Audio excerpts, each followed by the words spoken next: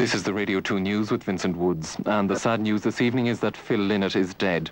He died at Salisbury Infirmary just 20 minutes ago, 11 days after he was admitted there with liver and kidney failure. He'd collapsed at a Christmas Day party and was taken initially to a clinic specialising in drug and alcohol treatment. The official hospital statement said he died from pneumonia and heart failure. The former Thin Lizzy singer was just 36.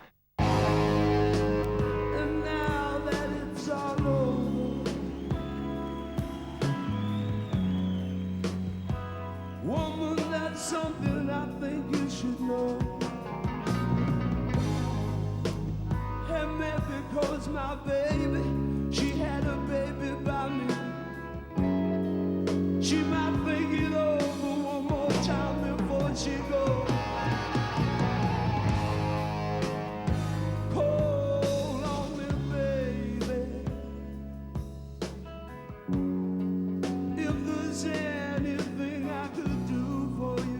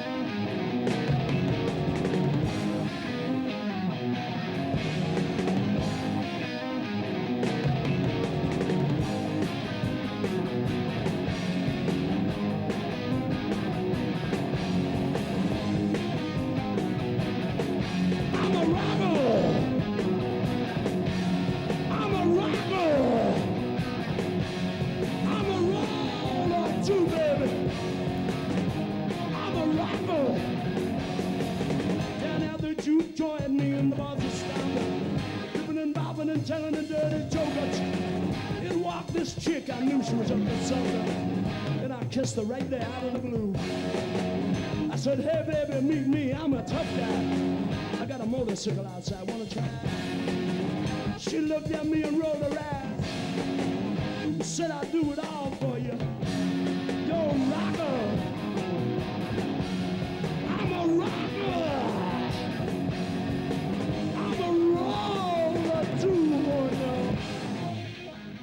Dublin, little boxes, you know. I was brought up in a corporation scheme where every house looked the same. And the biggest way to get a reputation was to be tough. And I got myself a reputation.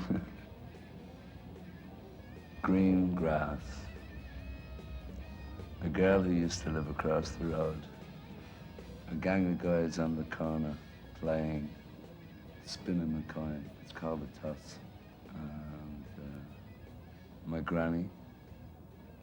He was about 4 or 5 by the time he came home. My mother hadn't met him until he was about 3 years of age. And then I was finding it very difficult to get jobs. People were fleecing me. So I asked my mother, could she help me out? Would she take Philip and I would send her the money? Because my mother was a poor lady. And after a long chat, my mother said yes, she would. So he was moving into a family that I'd been raised in, the same family. So I was able to go back to England, and that's when I went full steam ahead and got myself 3 jobs. Sending Mammy money, sending Philip pocket money, and every week I was getting little letters off him. When we were kids, we used to go over the back wall and into Old Dan's scrapyard, then into the snooker hall, where most of us kids were barred, and into the Roxy and the Stella, where film stars starred. That's where me, Hopalong Cassidy, Roy Rogers got drunk and jarred. And we might have been the saviours of the men, the captured captain in the devil's demon den, and we might have been the magic politicians in some kind of tricky positions, but like old master musicians. In some kind of tricky positions. I got to know Phil in school. I went up to one day and I said, look, you know, I think the band's great, you know. And he said, yeah, I've seen you down in the front row a few times, you know. You must come backstage after the show and the Apollo, you know. First time I saw Philip, he was in a community hall in Moran Road in Walkinstown, and he was playing with a band called the Black Eagles, a band from Crumlin, Brian Downey on the drums. He immediately made an impact on me the first time I saw him. Black Eagles became huge around Crumlin, and I just loved the band, you know, I just loved the way Phil sang. He wasn't playing bass, he was just singing at this stage. And he used to sit as close to the front as possible to catch all the movements and check the drummer and all the rest of it. And sometimes, baby, it reminds me of you. I was an apprentice fitter and turner, and I wanted to be an architect, but you go in saying you want to be an architect and you come out with a job as a fitter and turner. And the Black Eagles were still going at that time, and we were doing like weekend gigs. I got £2, 5 shillings for the apprenticeship, and I was coming away with a tenner from the gigs. I never went back to work then after that one, once the summer holidays came up, because by that time the band was taking off. Well, the first time I saw him, he was actually on stage performing with Skid Row in a club in Abbey Street called the 72 Club or something. And there was this sort of amazing racket coming off the stage, and there was this big, tall black guy standing there making all these funny noises with this Benson Echo unit. That's the reason he got the job in the first place. Like, he looked great, and that's what he came to. You know, it wasn't nothing to do with his singing ability, you know, but he looked fabulous, and he definitely attracted, you know, loads of women. We used to do Sunday afternoon gigs. They were all like 3 o'clock to 6. It's only like young ones, but I mean, you have 800 people queuing up outside like O'Connell School, and, you know, 550 of them would be women, you know.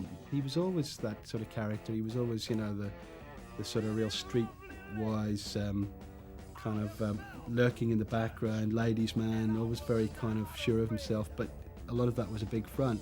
But he was always able to pull it off one way or the other. I mean, when we lived in Dublin, Phil used to get up, you wouldn't believe, he used to get up at 8 o'clock every morning, go down the markets. He was always buying clothes. He was really into buying clothes from the markets, and you know, really into how he looked and everything. He used to wear these baggy white cricket trousers when everybody else was wearing tight red or blue jeans with desert boots, and Philip would just be totally different. First time I saw Philip was he was singing with Skid Row, and he was a great front man. He wasn't playing the bass. He was out the front, and he had a sort of an Indian caftan on, and he really had a lot of style, you know. 1970, just when Thin Lizzy started, we got a big house together. How we got it, I'll never know to this day. And Philip went out one day and dressed up to the nines, put a suit on, and actually put on a tie, and went to an estate agent and came back and said, "I've got the keys." I swore that I'd leave Dublin. To do what I wanted, I had to leave Ireland. So it was like catch-22, because the first thing, I didn't want to leave Ireland. Memories and you in Dublin. When we were going over on the boat, we met John Peel. It was a real stroke. And, you know, we went over. John Peel had his program, like he still has. And I walked up to him on the boat and I said, like, listen, I play in a group called Thin Lizzy, you know, any chance of getting us on the show? And he liked the nerve of it, you know, so he said, well, look us up when you get over, you know, and I'll get you a session for the program. So we had one contact.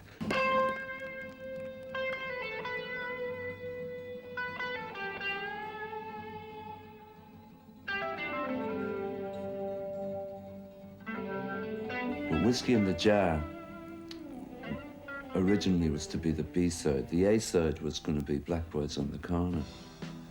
And we thought, as a laugh for all our supporters back in Ireland, we'd like stand up the whole singles market, because at the time we were very into being an album type band. As I was going over the Carter Mountains, I saw Captain Pharaoh and his money he was counting. I first produced my pistol, then produced my radio. Say it stand, don't deliver. Oh, the devil, he may take you. But sure ring, da-ba-dee-da-ba-da. Went for my daddy, oh. Went for my daddy, oh. There's whiskey in the jar, oh.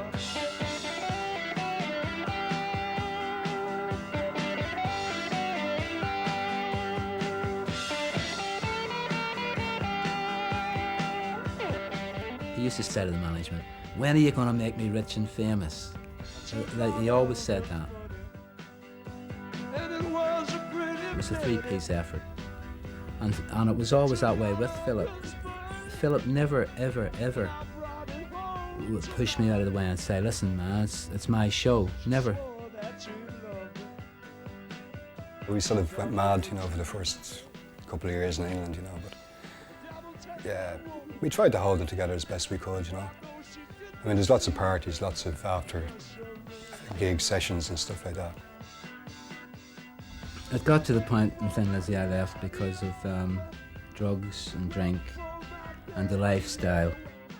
Me and Brian were going to come back to Ireland and just here again, you know, I'll just play around, see what gigs were going. And the money from Whiskey in the Jar was starting to come in then, so there was a few bob in the bank. So the management said it'd be worth our while to keep the name and to try and find, you know, replacements.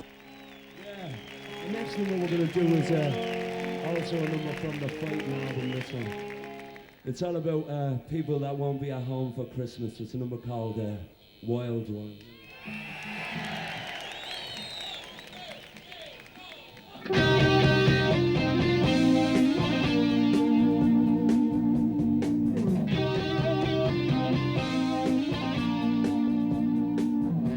So Scott came and he had the hair, like, it was really long.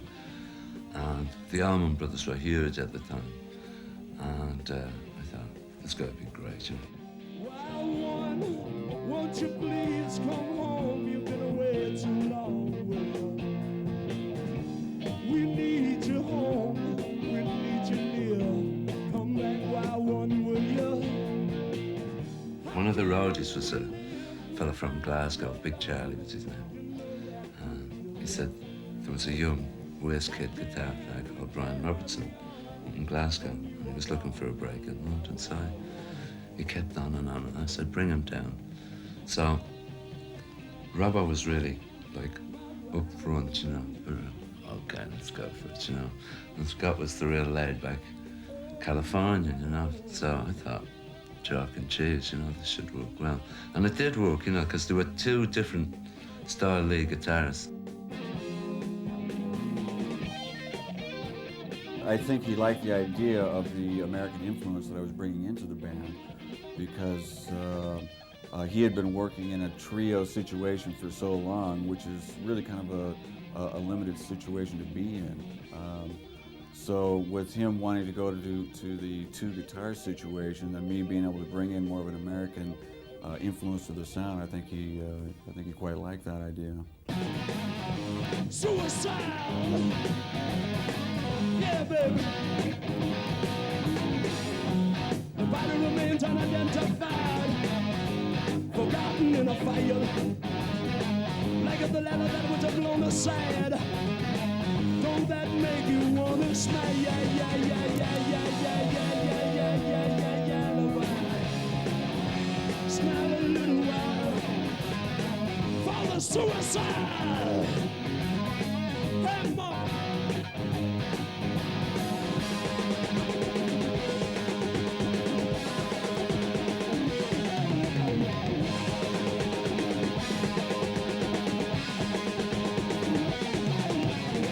I had looked up to him a lot, and I wanted to be like him a lot. I mean, he'd go out and get certain clothes, and he'd really give me a bollocking if I went out and got the same clothes. You know, things like that.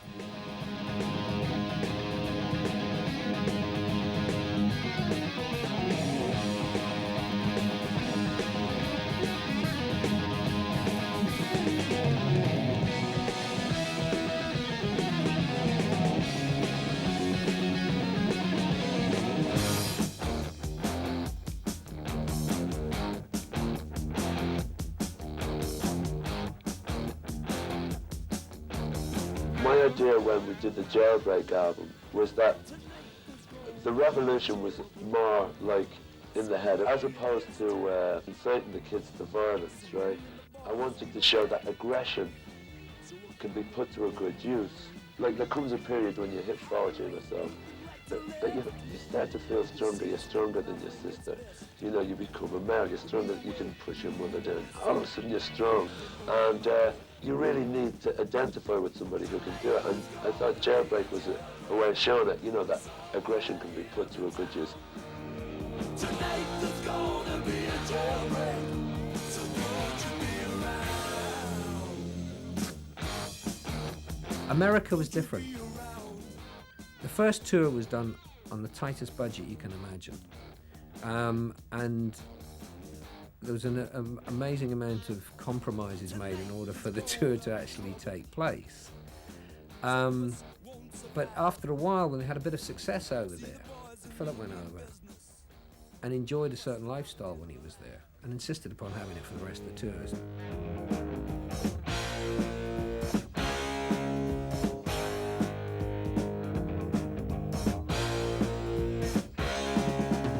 Guess who just got back today?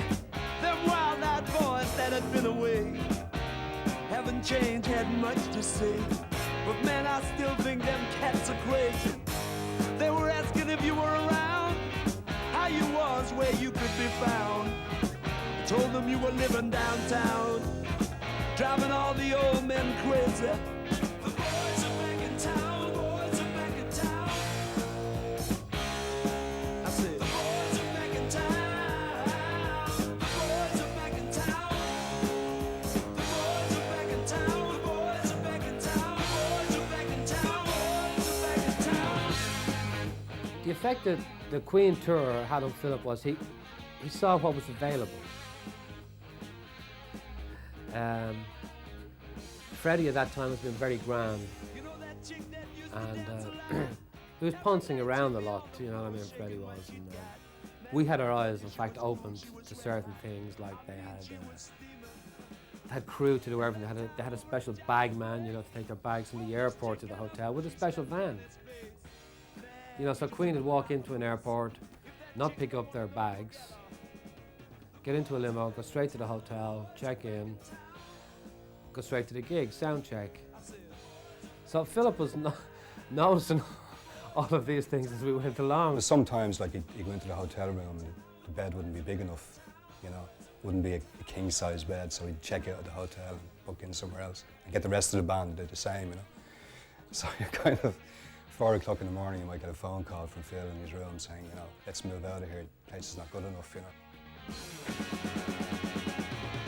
We were staying at the Sunset Marquee, and it was a glorious hot day, and we were sort of laughing at each other and thinking, we're being paid to do this.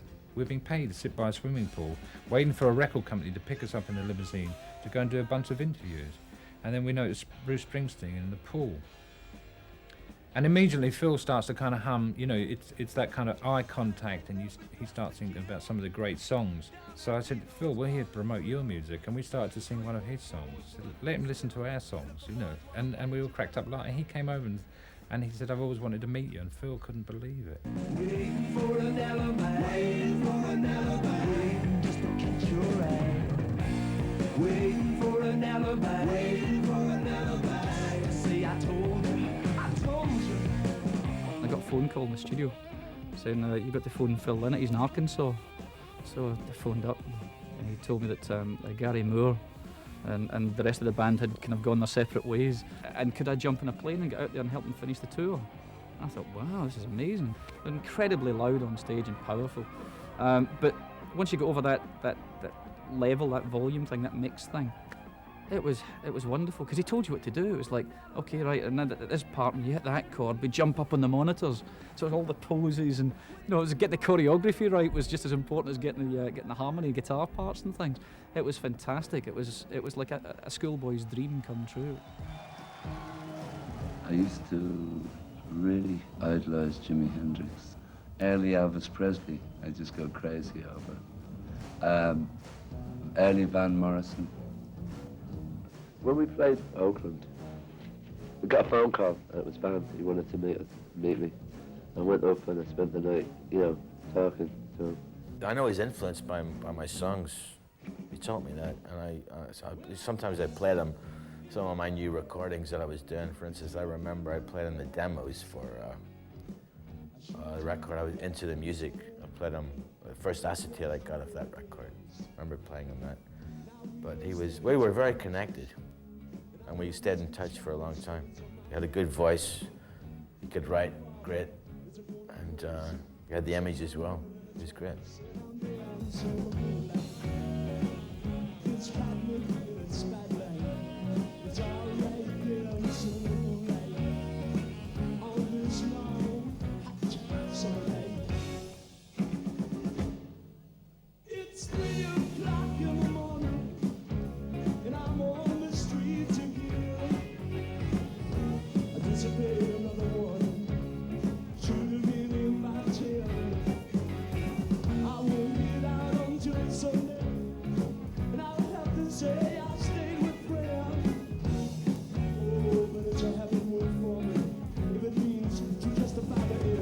When we got up to America second time, Philip was all into,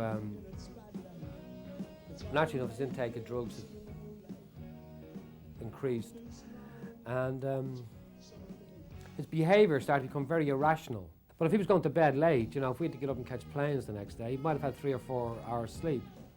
So somebody waking him up, getting him on the plane. He'd have a sore head. He'd be shouting, blaming everybody on anything. And then I suppose when he got to the gig, you know, someone would go and get him another pill to calm him down. I don't like the word failure associated with him as yourself, you know, and like when people try to say that we failed in America, in one respect they are right, you know, and in another they're completely wrong, because we've always went well on all the gigs that we've ever played in the States. We all miss him a lot, you know, and it's not just me. There's a lot of people in the industry who owe a big debt of gratitude to Philip. But having said that, I think there are some people who don't accomplish half of what Philip did in their whole lifetime. Whenever he'd come on stage with us, everybody was just delighted to see him. I always remember that. It seemed that it didn't really matter. It wasn't necessarily just a boys are back in town thing, but there was something about his spirit and his tongue-in-cheek aspect that would translate to everybody. It's a sad state of affairs when somebody passes away and then you realize how great they were. Phil was a bigger influence than people in America would ever note in this band because they weren't very big in the States. You know, I mean, The Boys Are Back and Jailbreak were probably the only 2 real songs that were hits. But the essence of an electric rock band singing the cowboy songs, we just took it to the next decade.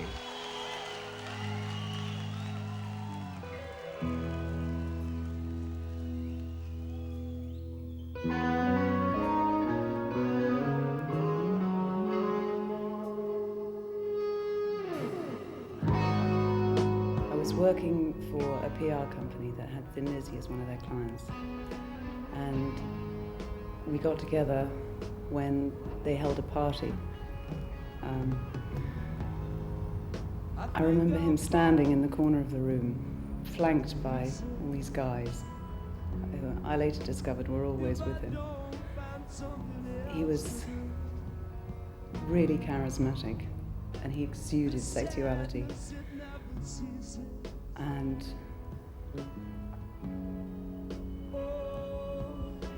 he had a combination of a very masculine aura and kind of peekaboo coquettishness. I think that Philip and I both had a romantic vision of our marriage, and those visions didn't necessarily concord with the reality of our situation. He was fiercely protective of his private life. He never talked about us in interviews, and he wouldn't have encouraged me to do that either. He was a doting father, absolutely. He was very good at having fun with his kids. And he liked to take them out shopping, and he bought them beautiful clothes, and they always fitted. Even when he was away, he always knew exactly what size to buy. He call them his princesses. Philip was a very romantic man, but he wasn't a romantic in the traditional sense of chocolates and flowers and hearts. He was more of a romantic idealist, and he believed in myths and legends and heroes. I think it's an oversimplification to say that drugs were the only reason that we separated. But yes, they did create an environment in which many other problems arose. And it was hard, but I knew that my family was in trouble. It wasn't an issue that we never discussed, but what was really sad was that he wasn't ready to accept the kind of help that was on offer. He was a mass of contradictions. He was a troubled soul. But he had a lot of wonderful qualities, and when he was in a good humour, he was the best company that you could find. When he was in a foul humour, he was quite scary. We were in regular communication right up until the time that he died, and he saw the children very often.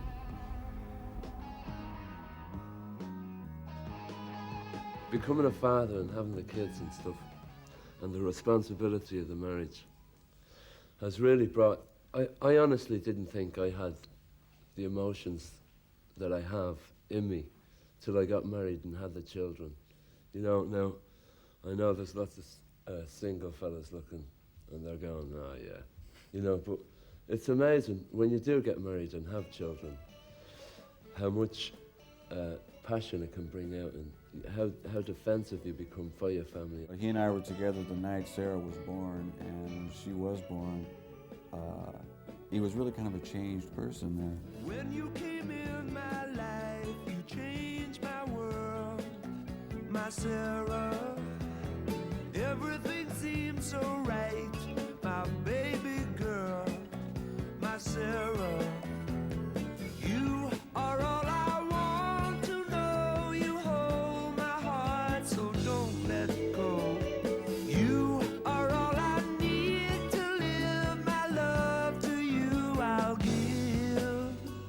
I think he was a little bit in awe of this thing, this baby thing, you know, to the point where maybe some of the songs got a little bit softer. He, you know, wrote the song Sarah, which was a beautiful song. You know, then the second girl came, Kathleen. He did the same thing and wrote a song about her. And he talked about them all the time. He was in love with his kids, absolutely in love with them. You know, he adored them. And I saw this guy from the back, and he had a shopping basket with Ajax in it and toilet rolls and everything. And I said, right, and I went over, and I saw the side of his face, and it was Philip, you know, and I said, hi, Phil. Yeah. Jesus, He used to call me and we had a big hug, you know. And he asked me what I was doing, and we passed a bit of time. And he says, I've got these two incredible little chicks outside in the car, in the back seat, going out and see them, you know. And I said, yeah, like, leave it out, you know. He says, no, go on out and say hello. So he put me on the spot, so I didn't know what to do. So I said, okay, I'll see you, mate. And I walked out, and I said, what the hell, mate. And I walked over to the car, and it was his two daughters in the back seat. They were about 4 or 5-year-old. They're beautiful little girls, you know. It's midnight in the big city, at the bar, drinking all on my own. I'm just thinking about that girl and me, how something's going wrong.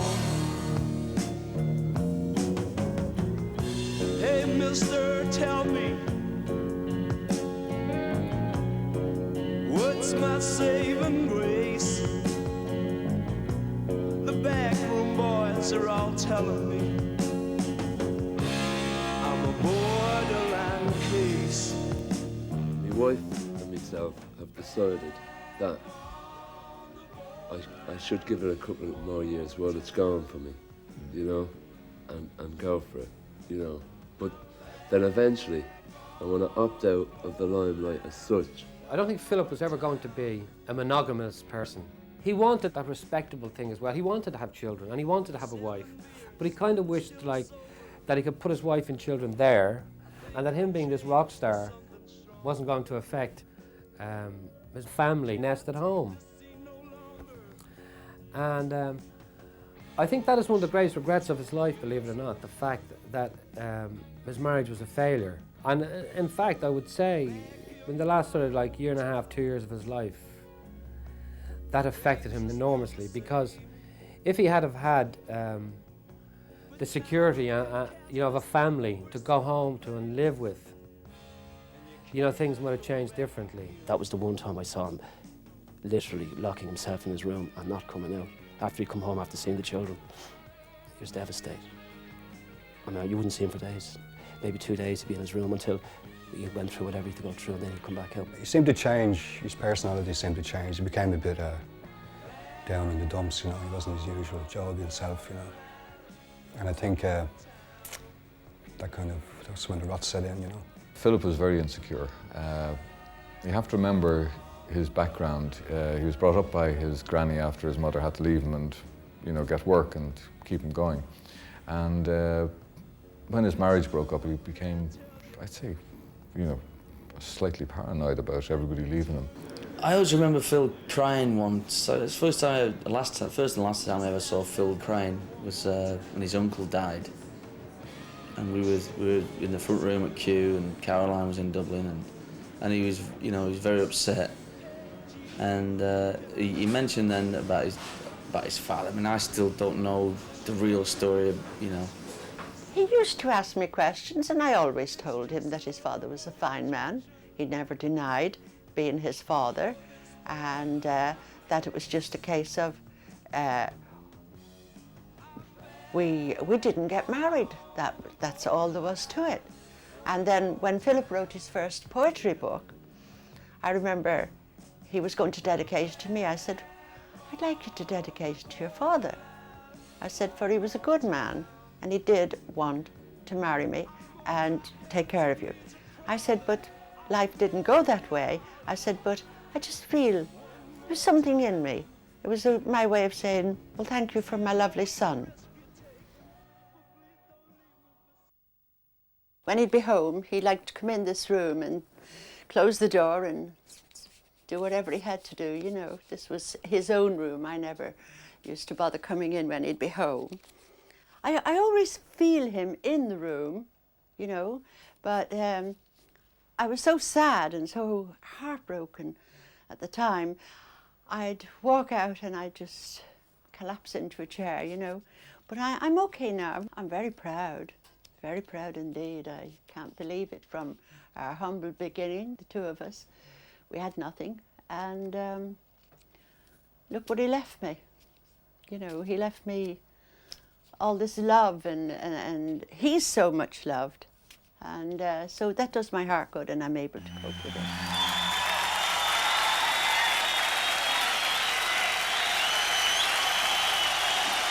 Good. Is there anybody here with any Irish in them? Is there any of the girls who'd like a little more Irish in them?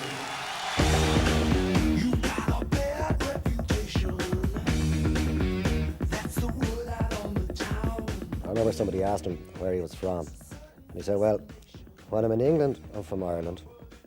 When I'm in Ireland, I'm from Dublin. When I'm in Dublin, I'm from Crumlin. And when I'm in Crumlin, I'm from Leighlin Road. He enjoyed being Irish, and he enjoyed being one of the first Irish people to break through that barrier.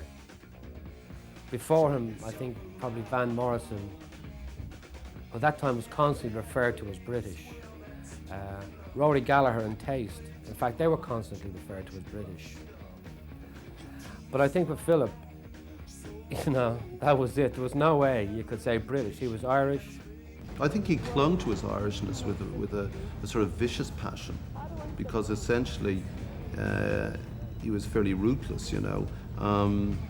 The Irishness was the overt wearing of the shamrock, you know, like stamping it on your chest was simply because he didn't know where he stood. I've heard Bob Geldof speak about me and the Irish thing, you know, and he says I'm the big romantic. But like, you know, I'm not that, like I'm proud of being Irish, but I don't go around like with a little green, white and yellow flag sticking out of my head all the time, you know, drinking pints of Guinness all the time. This is my Bob Geldof impersonation. Okay. You have to. Say goodbye, Philip. Oh, yeah. He never could have lost his crown, and always will be, in that sense, King of Dublin. He's much more of a dub, you know. I don't know what the hell I am. And I love Dublin and love living in Dublin, but there's just more, I think there's more, certainly of what we think of Dublin. There's more of that in him. And maybe I envied him for that. The Irish Emerald. Down from the glen came the mighty men with their shields and their swords to fight the fight they believed to be right, overthrow the overlords. To the town where there was plenty, they brought plunder, sword and flame. When they left, the town was empty. Children would never play again.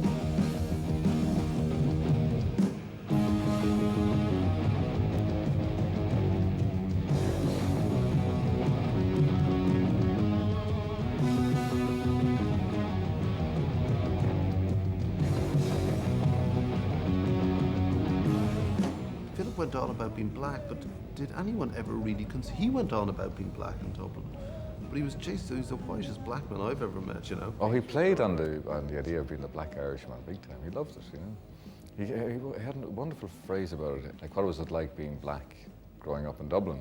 And he said it was no worse than having cauliflower ears, you know. When I knew him in the 60s, I was never aware of this black thing. But I'd say in the early 80s, in the mid 80s, with the solo band thing, he was very aware of being black. And he hung around with a lot of black guys, black Americans, black English guys. And it was like he proved he was Irish, but now he also wanted to acknowledge that he was black. We just kind of hit it off, and I knew right away that there was something special about the guy, you know, because, I mean, very few black guys made it to be the leader of a rock band and actually be consistent. And Phil was, besides Hendrix, to me, he was the only one, really. There are people in the town that try to put me down. They say I don't give a damn. But the people in the town that try to put me down are the people in the town that could never understand the black man. Hendrix was a genius. He was a front runner. You know, he showed that black people could be sex symbols, you know, instead of just puppets. And he attacked you, you know. He attacked the camera, he attacked the media. And one night after having a drinking bout, he actually kind of freaked out in the studio and he went into a really black rap. He kind of grabbed the microphone and went, "You bastards don't understand, fuck all about me," and like the amount of shit I had to take. And he said that, in a way, he said it was what drove him to be what he is. Are you ready to rock? Are you ready to rip it up? You know what I'm talking about? Are you ready to give it up? Are you ready to dance? Are you ready to hit the floor? I was tired of hearing rock and roll stars saying how sorry they were for themselves, you know, like how they disliked fame and how they were bothered. I jumped to it, you know, I was famous. I thought, great, the women are after me, you know. Like, people want to buy me free drink, you know, they want to treat me, they want to take me here, like, they want to take me there. Great.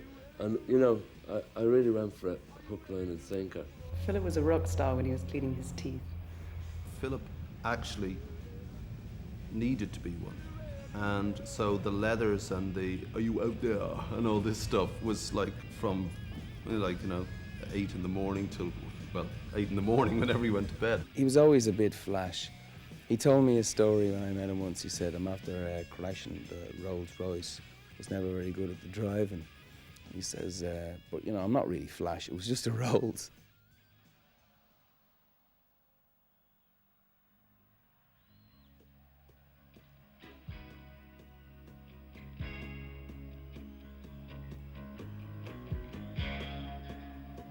we felt that we'd taken it as far as we could go. And rather than it be a charade, you know, like that, we go out and do a parody of ourselves. We figured that was never the style it is, you know, so we just thought that we'd do this last tour and really give this last tour the works, you know, really go out with a bang.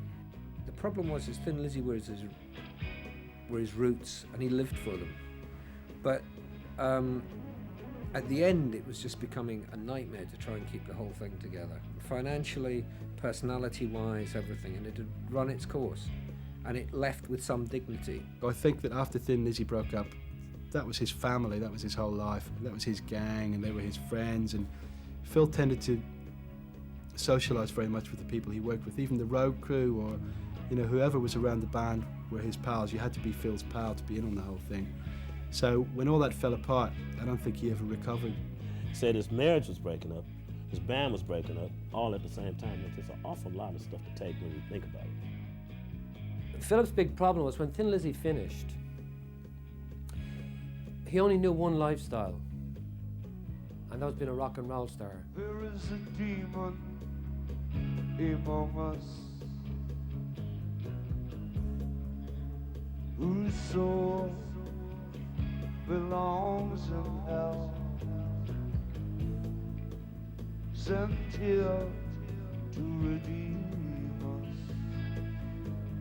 Artists like Jimi Hendrix, for example, they like to go to the edge and then come back and go, are you experienced? And, you know, tell you about the experience being out there. And he did it for, you know, okay, sometimes selfish reasons, but other times it was for artistic reasons. And like some people drowned in the sea, and some people fall off mountains, and some people crash cars, some people die of drugs, you know. Now, I wouldn't like to glorify drugs at all, but I wouldn't like to totally say, you know, people who take drugs should be taken out and shot and hung. It actually started in Paris when we were doing the Black Rose album, and it just kind of seemed that from nowhere there was a lot of drug dealers and drug people around us. I wish I had known the signs of the heroin thing, but you see, I didn't, because I wasn't doing it, so how could I know? I didn't know. And up to the very end, I didn't know. I didn't know he was sticking in his feet and all that. I had no idea. But she is still captured by her spell. Philip always had this thing, he said to me, Jim, I have it sussed. Like it was under control. He had all, you know, drugs sussed, he had all drinks sussed, but he never had them sussed, no more than anybody else, you know. He thought that nothing could happen to him. He thought he was immortal. You know, there's no point in trying to lecture him because he'd just sit there. He actually said thanks to me after I gave him this big lecture. But you knew as soon as you turned your back, it wasn't going to make a blind bit of difference. When he did something, he did it to excess. He reckoned he was a hard man from Crumlin, and he could take anything. As he used to say himself, it's not Mr. Lynott, it's Mr. Why Not. Phil said to me that he would rather go out in flames than die of old age. You know, he said to me that his two biggest heroes was Elvis Presley and Jimi Hendrix. And he said he would rather go out like those two than be around and fade out. He didn't want to fade out. I saw him 3 weeks before he died, and at that point he told me that was it. He was giving it up. He didn't want to know anymore. And I believed him. He brought out a guitar. He started strumming some chords on the guitar. He talked about, you know, we really ought to get back together again.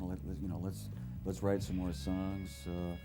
You know, he started talking real positive overtones, and so by that point I'd already been okay for about a year. Right? So you know, really, I just thought, well, okay, well, this is just going to be a matter of you know, a small bit of time here. He's going to get himself back together again. You know, I will. You know, we'll come back together. We'll write a few songs, and then we'll talk about it and see what happens. But we never got a chance to.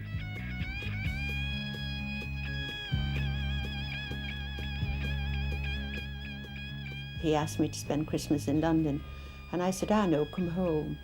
And he said, if you come over and we have the children here and we have a good Christmas, I promise you we'll come back to Ireland for New Year. So I said, okay. So when I got to London, he had the big Christmas tree, all the presents, everything was grand. He had some funny little toys that you wind up He'd leap up and down, and he'd sit now there for their stockings, and everything was great. And all of a sudden, he just took ill. And Christmas Day at about 3 o'clock, I wasn't satisfied, and we were ringing around for doctors, and Caroline rang to wish me and Philip and the children a happy Christmas. And I said, I started crying on the phone. I said, Caroline, Philip is not well at all. And she said, I'll be there in an hour and a half. And she arrived, and she said she'd already booked to get Philip into a clinic. And with that, it all happened, and they took Philip away. From the time we entered the hospital, I never left it until the last. When he was in hospital, I went in, and one of the nurses said to him, "You're a singer, Philip. Sing me a song." And she heard him making some sound, and she put her ear down close to his head, and he was singing My Way. His last words to me were, "Merciful Jesus, what have I done to you?" He did. I know him too well.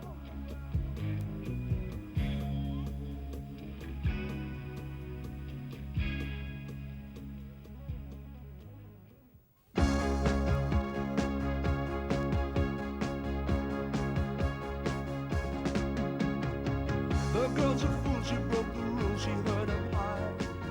This time he will break down. She's lost his trust, and so she bust all is lost. The system has broke down. Romance has broke down. This boy is cracking up. This boy has broke down. In my flat, I've got photographs of Thin Lizzy on the wall, you know, and every now and again I just become very aware of the whole situation, and I look up and I just go through all these memories in my head, you know. You know, I don't have pictures of people being addicted to drugs and falling down or anything like that. It's always me looking to my right, and there's Phil giving me the impish grin on stage. I think about Phil every day, you know. I mean, it's not a day goes past when you don't think of Phil, you know. Because, I mean, you grew up with Phil, you grew up with me, you know, so great mates for years. Our relationship was more like a brother thing in a way, because it was a very much a love-hate thing. I had a lot of love for him, and I know he did for me. Ever since that, I keep having these dreams every single night without fail.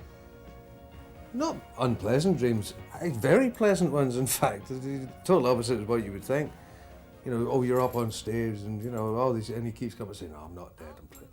And we all get up and we have a jam and blah, blah, blah. Sometimes I just walk into a hotel room and I throw my case on the floor or something, and I start talking to him. You know, I walk around the room having conversations with him. Oh, I miss him a hell of a lot, yeah.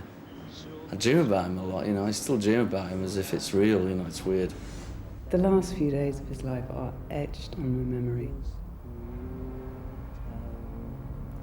But that's not what I like to focus on. I prefer to think of the wonderful sense of humour that he had. He was witty and really quite mischievous.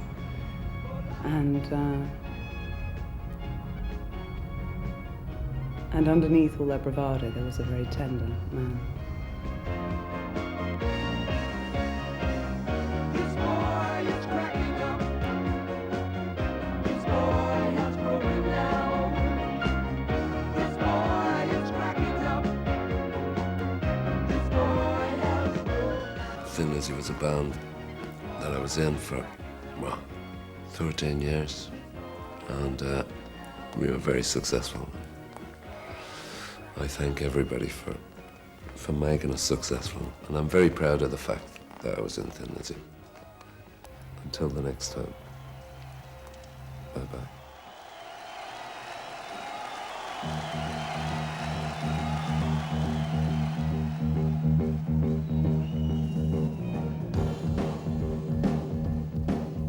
One of you singing, you out there? Baby, baby, baby, baby.